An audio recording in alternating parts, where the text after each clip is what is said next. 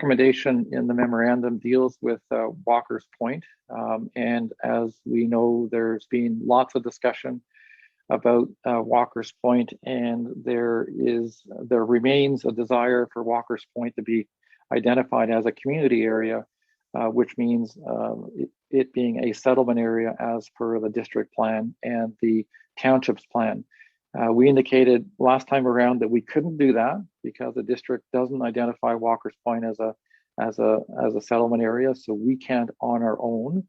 Of course, if the district did, then we can. But basically, the way the rules are on where settlement areas are and what their boundaries are start with the district. They don't start with the township. Having said that, we did include a policy that basically said enhanced non-residential permissions will be considered through an update to the implementing zoning bylaw in recognition of the size and role Walker's Point plays in the larger community. We also came up with a new category of hamlet, and we called it rural hamlet areas.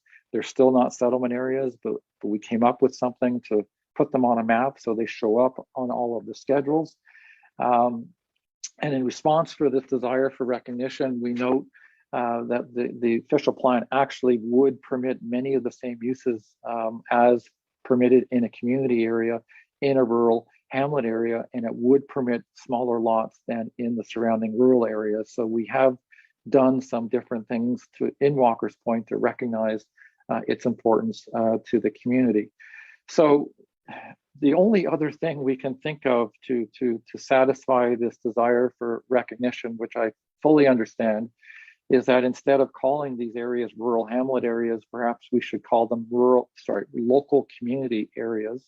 So you get the community in there, and we still make it clear it's not a settlement area, but we call it local community area, and that we include policies that direct that appropriate signage and landscaping be introduced at the entrances to any of the local community areas we have where it doesn't exist presently.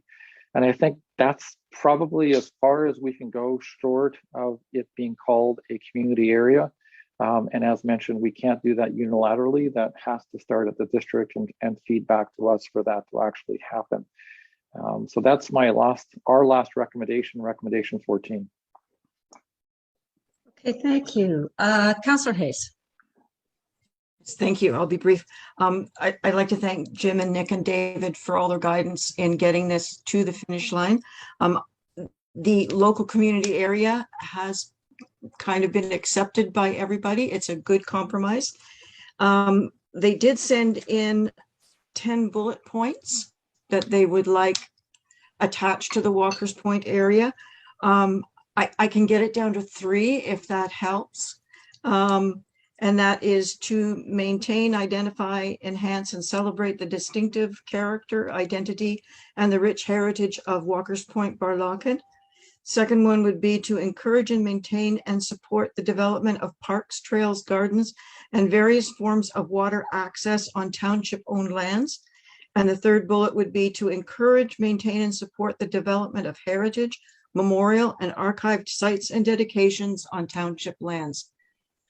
If we could include those 3 bullets under Walker's Point, that would be, you'd make a lot of people happy. Well, Mr. McDonald, are you going to make a lot of people happy?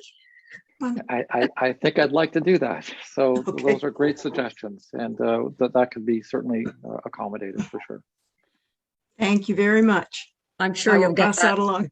I'm sure you'll get that to him, Councillor Hayes. Okay, well, that is the end of Mr. McDonald's recommendation.